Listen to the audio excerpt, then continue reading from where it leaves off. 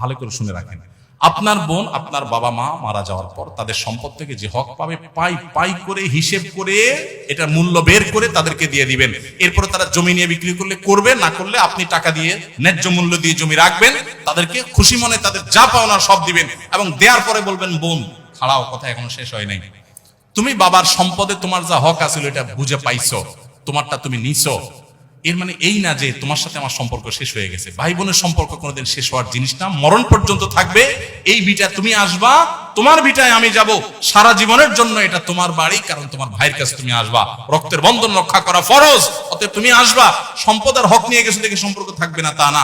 এরকম যদি করতে পারেন তো আপনি মুসলমান, আর যদি সেটা না করতে না পারেন তাহলে আপনি পয়সার গোলাম, সম্পদের গোলাম, জমির গোলাম, এগুলো কিচ্ছু সাথে নিতে পারবেন না, কিন্তু এগুলোর পাপের বোঝা আপনাকে নিয়ে জাহান্নামে যেতে হবে।